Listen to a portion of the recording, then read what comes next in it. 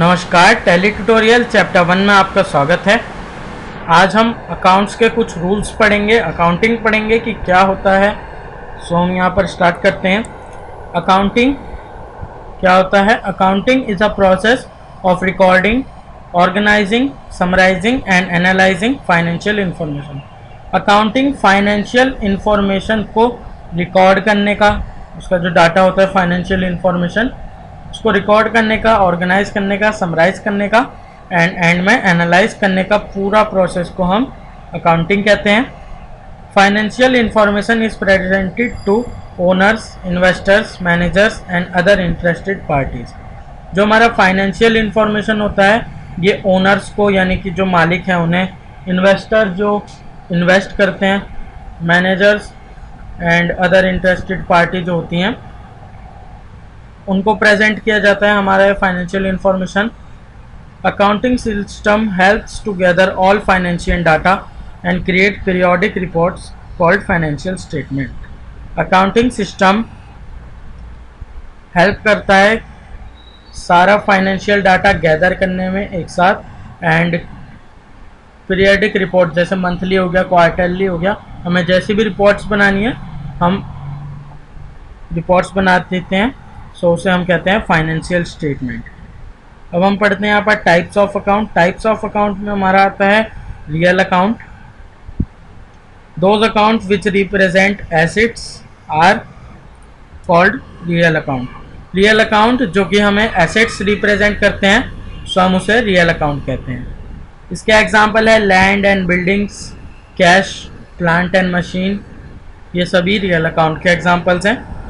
इसके बाद second number पे जो हमारा अकाउंट आता है वो होता है पर्सनल अकाउंट, जो कि किसी पार्टी, मतलब कि किसी ऑर्गेनाइजेशन और किसी इंडिविजुअल पर्सन को रिप्रेजेंट करता है। आप देख सकते हैं यहाँ पर डेफिनेशन में भी लिखा है, those accounts which represents a person और ऑर्गेनाइजेशन। इसके एग्जाम्पल हैं bank account, prepaid expenses, mister Mohan, यहाँ पर जैसे कि मिस्टर मोहन कोई पर्सन है, प्रीपेड एक्सपेंसेस है। बैंक अकाउंट भी पर्सनल अकाउंट्स में ही आता है। इसके बाद आता है नॉमिनल अकाउंट।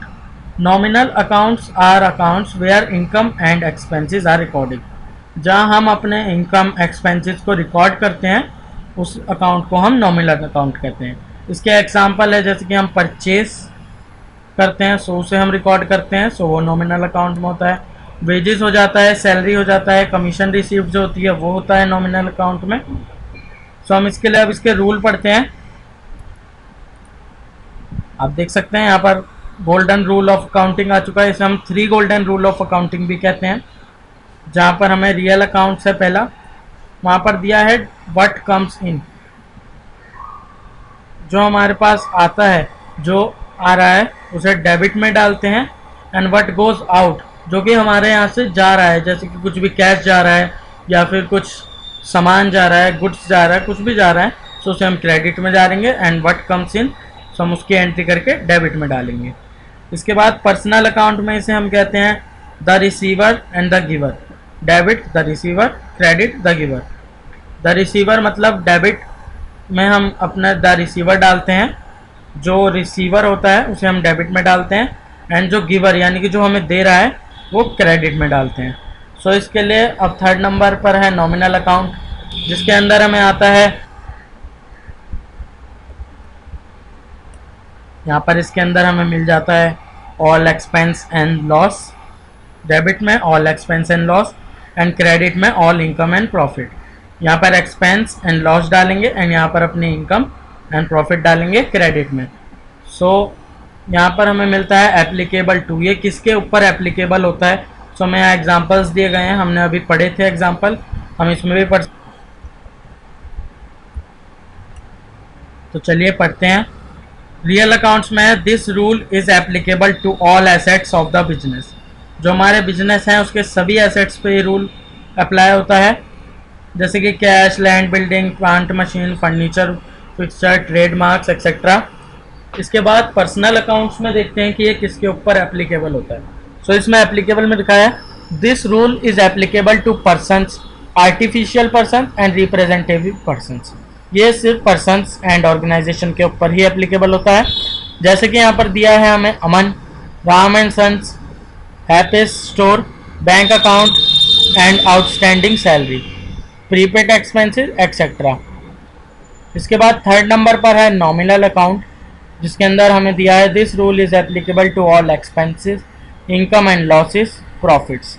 जैसे कि हमारा इसमें आता है salary, wages, purchases, sales and commission receive, हमने ये पहले भी पढ़े थे।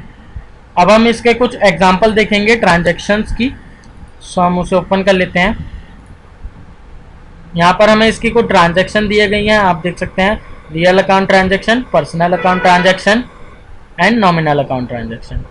सो हम यहाँ पर देखेंगे रियल अकाउंट ट्रांजैक्शन में हमारा पहला है example, purchase electronics on cash 12,000 rupees. हमने 12,000 रुपीज़ का कुछ इलेक्ट्रॉनिक सामान लिया है, परचेज करा है। सो उसके लिए हम इलेक्ट्रॉनिक अकाउंट में डेबिट में डालेंगे 12,000 रुपये, क्योंकि इलेक्ट्रॉनिक अकाउंट, इलेक्ट्रॉनिक जो आइटम है वो हमारे पास आ रहा है। सो हमारा जो व्हाट कम्स इन हम यहाँ देख लेते हैं, व्हाट कम्स इन को हम डेबिट में डालते हैं एंड व्हाट गोज आउट को हम क्रेडिट में डालते हैं। सो टू कैश जो हमारा जा रहा है गोज आउट, सो हम उसे क्रेडिट में डाल रहे हैं। इसके बाद आता है sold goods for cheque of ₹8,000, check.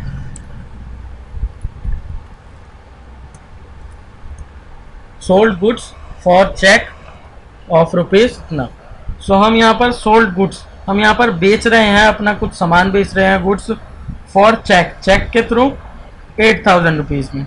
सो हम यहाँ पर बैंक अकाउंट में डेबिट डालेंगे, बिकॉज हमारे पास जो क्या मतलब कि हमारी जो पैसा आ रहा है यहाँ पर वो बैंक अकाउंट में जाएगा, क्योंकि हम चेक का यूज़ कर रहे हैं। सो बैंक अकाउंट में आ रहा है, सो ये कम्स इन, हमारे पास आ रहा है। आप देख सकते हैं व्हाट कम्स इन, जो हमारे पास आता है हम उसे डेबिट में डाल देते हैं। सो यहाँ पर बैंक अकाउंट में हमारे पास आ रही है मनी, सो हम उसे डेबिट में डालेंगे। And to sales account, sales account हमारा जो हमने बेचा है, आप देख सकते हैं यहाँ पर टू सेल्स अकाउंट में हमने क्रेडिट में डाला है 8,000 रुपीज़, क्योंकि वो सेल्स अकाउंट में हमारे यहाँ से गुड्स गई हैं, हमारी जो गुड्स हैं वो गोज आउट, बाहर गई हैं। आप देख सकते हैं क्रेडिट लिखा है, सो ये क्रेडिट में जाएगा। इसके बाद थर्ड नंबर पर हमारा जो एग्जांपल है वो है good purchase for 13,000 rupees and amount paid by cash.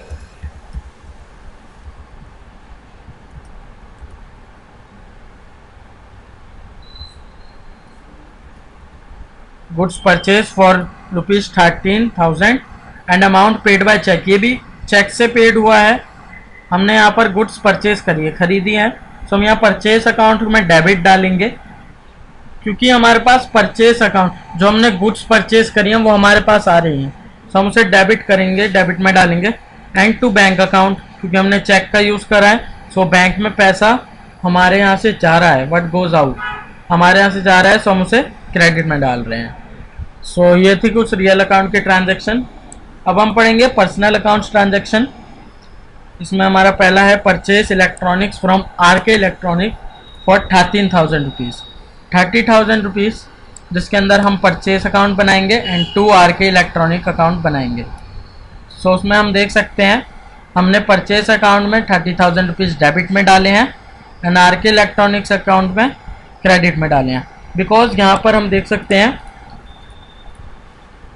The receiver, जो रिसीव करता है उसे हम डेबिट में डालते हैं। सो आप देख सकते हैं यहाँ पर परचेस अकाउंट द रिसीवर, हम उसे रिसीव कर रहे हैं, सो उसे हम डेबिट में डाल रहे हैं। एंड टू आरके इलेक्ट्रॉनिक्स, जो द गिवर, जो हमें दे रहा है उसे हम क्रेडिट में डाल रहे हैं। इसके बाद सेकंड नंबर पर है sold electronics of 25,000 rupees to Devesh. So यहाँ पर भी हम देवेश अकाउंट में डेबिट करेंगे 25,000 रुपीज़ एंड सेल्स अकाउंट में क्रेडिट करेंगे, बिकॉज यहाँ पर देवेश अकाउंट जो है वो हम यहाँ से खरीद रहे हैं, सॉरी बेच रहे हैं देवेश को। सो यहाँ पर देवेश अकाउंट को हम डेबिट में इसलिए डाल रहे हैं क्योंकि वो रिसीवर है, वो रिसीव कर रहा है यहाँ से। एंड हम इसके बाद जब द गिवर, हम दे रहे हैं सेल, कुछ सामान सेल कर रहे हैं, हम यहाँ से गिवर बन जाते हैं, तो हम इसे क्रेडिट में डालेंगे। इसके बाद आता है purchase goods from Ganesh electronics for 15,000 rupees. So इसमें हमने परचेज अकाउंट में डेबिट करा है क्योंकि हमने गुड्स परचेज करे हैं 50,000 रुपीज़ गणेश इलेक्ट्रॉनिक्स से।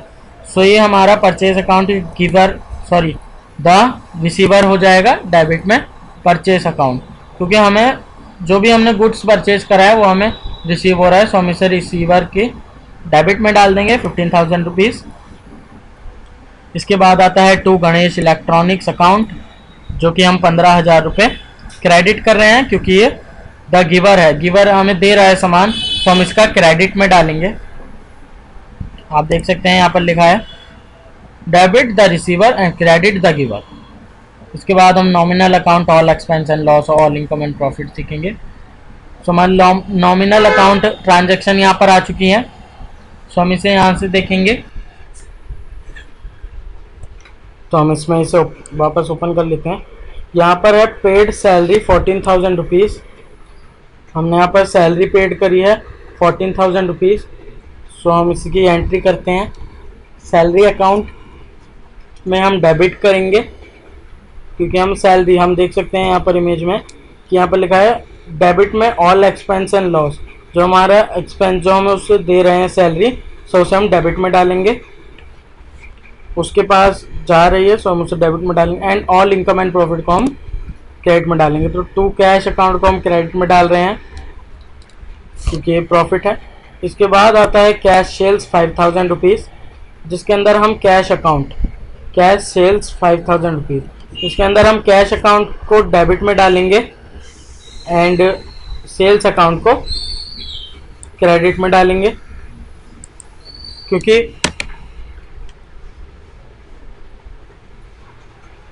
यहाँ पर आप देख सकते हैं कैश अकाउंट डेबिट में डालेंगे, कैश सेल्स है, और टू सेल्स अकाउंट को हम क्रेडिट में डालेंगे क्योंकि इनकम एंड जो हमारा प्रॉफिट होता है इनकम, जैसे कि हमने यहाँ पर भी करा पेड सैलरी में, टू कैश अकाउंट को हमने क्रेडिट में डाला क्योंकि इनकम थी, एंड सैलरी अकाउंट को हमने डेबिट में डाला क्योंकि हमने एक्सपेंस किया था। सो सैलरी हमारी इनडायरेक्ट एक्सपेंस में आती है, हमने एक्सपेंस किया, सो हमने डेबिट में डाली एंड टू कैश अकाउंट को क्रेडिट में डाला। तो इसके बाद हम यहाँ पर देख सकते हैं, यहाँ पर अगला है rent paid by cash 4,000 rupees. यहाँ पर हम रेंट अकाउंट को डेबिट में डालेंगे क्योंकि ये एक्सपेंस है, हमने पेड किया है कैश के थ्रू, सो हम टू कैश अकाउंट को क्रेडिट में डालेंगे 4,000 रुपीज़, क्योंकि रेंट अकाउंट हमारा है जो हमने एक्सपेंस किया है, यहाँ पर रेंट दिया है, सो हम उसे डेबिट में डाल रहे हैं। यहाँ पर आप यहाँ देख सकते हैं इमेज में ऑल एक्सपेंस एंड लॉस, हम सारे एक्सपेंस और लॉस को डेबिट में डालते हैं, और ऑल इनकम एंड प्रॉफिट जो हमारा कैश है वो हमारा प्रॉफिट आया है, सो हम उसे क्रेडिट में डाल रहे हैं। इनकम एंड प्रॉफिट है। सो ये थे कुछ rules of account, golden rule of accounts, and यहाँ पर ये हमारी डेफिनेशंस थी। Thank you.